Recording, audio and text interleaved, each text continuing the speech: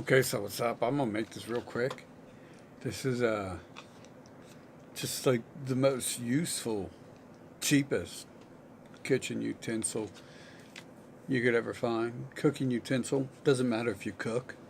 It's even actually probably more useful, mostly useful to people who don't cook and just use the microwave, reheat stuff. It's especially important in this. See, before you have to watch the whole video. Water, spray bottle can actually help evenly spray it out. But I mean, if you don't have a spray bottle, you could just run something under the water, or Jesus splash some little water on it and moisten it up. So now that I've told you that, I'll get into the explanation of what it is, how it works. And for instance, before I get into the explanation, like you get a pizza. If you put a lot of toppings on a pizza, it doesn't cook evenly, right? And they claim you got to buy a special oven for it and all that, and maybe that helps something. But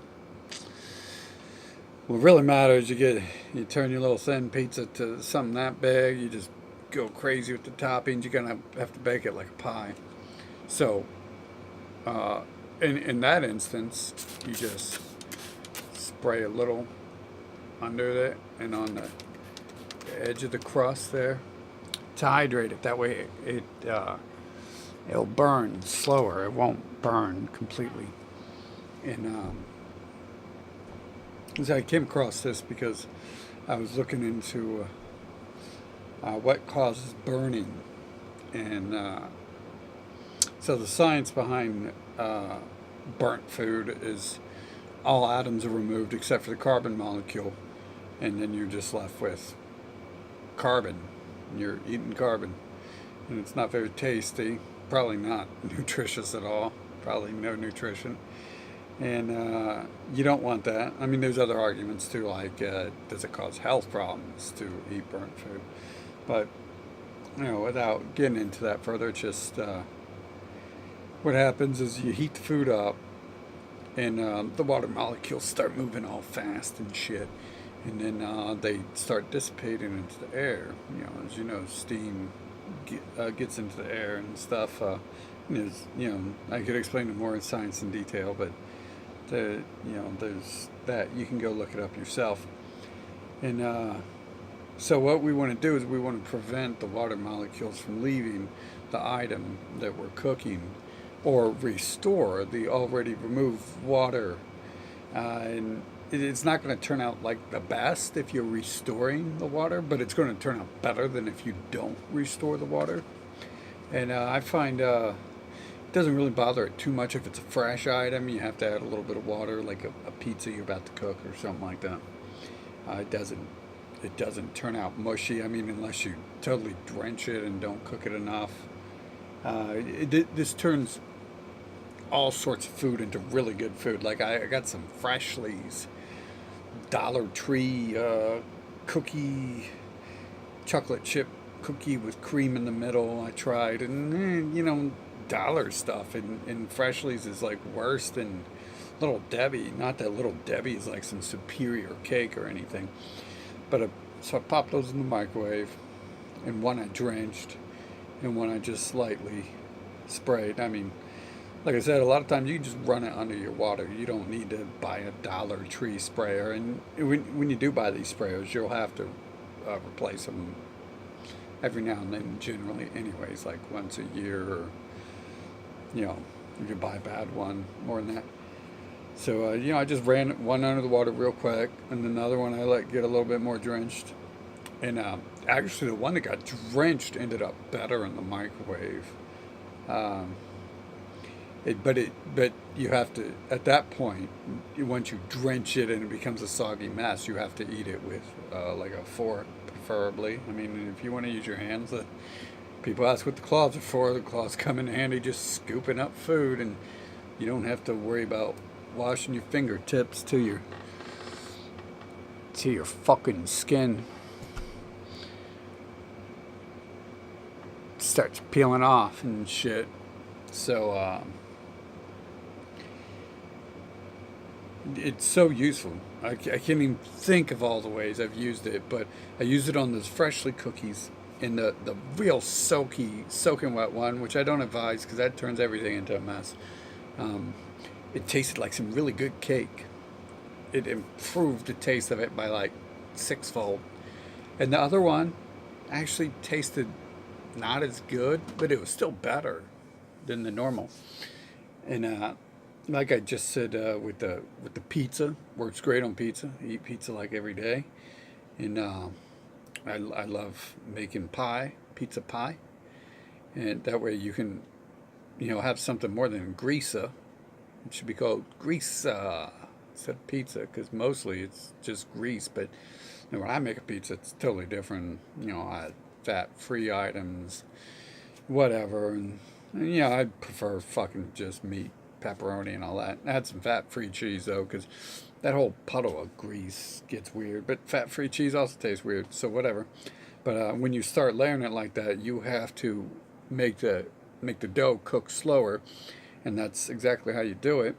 You just moisten it, and it works on everything, especially like your reheated food. You get like your McDonald's you had yesterday. You want to heat it up, well, and then you're at the dilemma: am I going to heat it up because it's going to get a little dried out? And then right there's your answer: the water. I mean, water is the answer to so many things. It's like God's natural everything. It's like most of the earth. You especially being someone like me, I want to overthink something and look real far into the future and ooh, we can build it like this and like that, and then do so many things, and then simplicity, like the world's already built.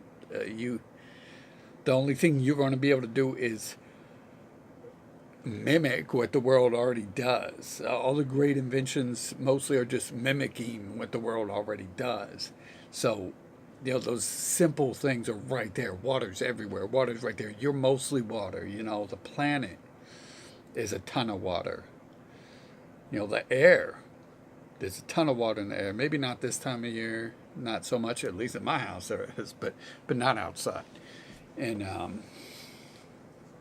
so it's this basic thing. You don't need to run out to you don't necessarily need to buy yourself a 99-cent sprayer. And if you ain't got a Dollar Tree, you're gonna have to spend $3 on a sprayer most likely.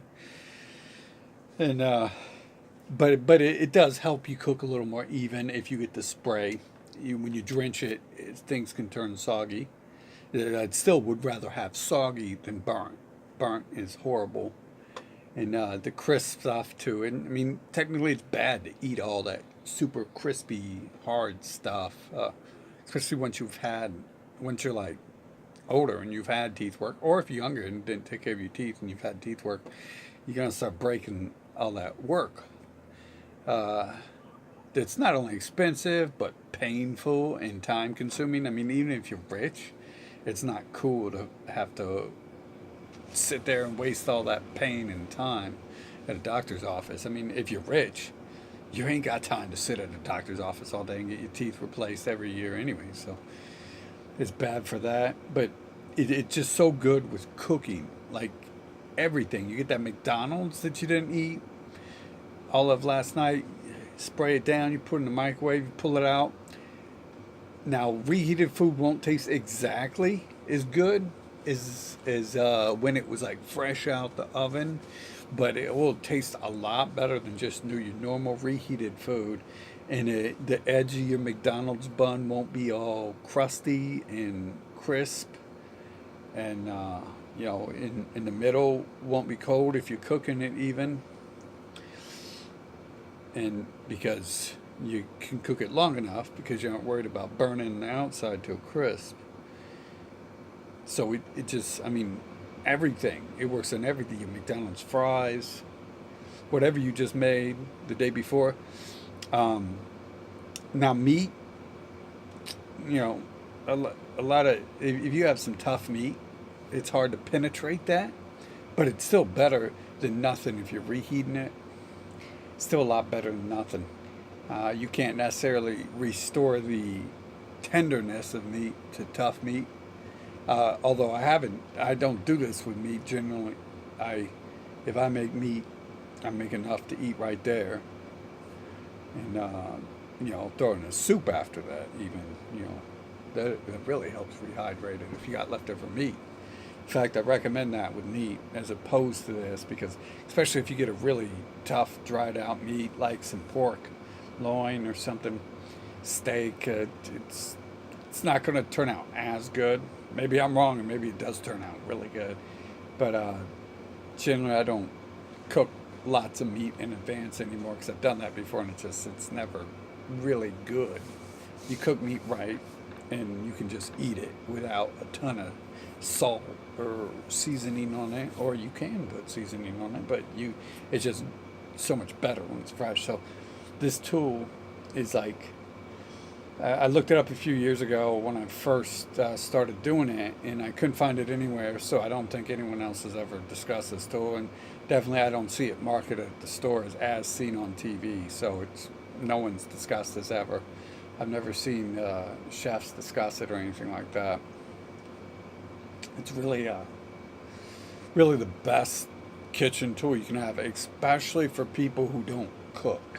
For people, who are on the go and they have their leftovers they want to use. It's just so much better than anything else. There's really not much else to say. Try it out and get it to work for you because it works. It'll work great. And let me know how it works for you. I mean, obviously it's going to work great. It does. It works great. So, you've already got water in the kitchen. You don't even have to go out and buy it. You can just buy a spray bottle if you want.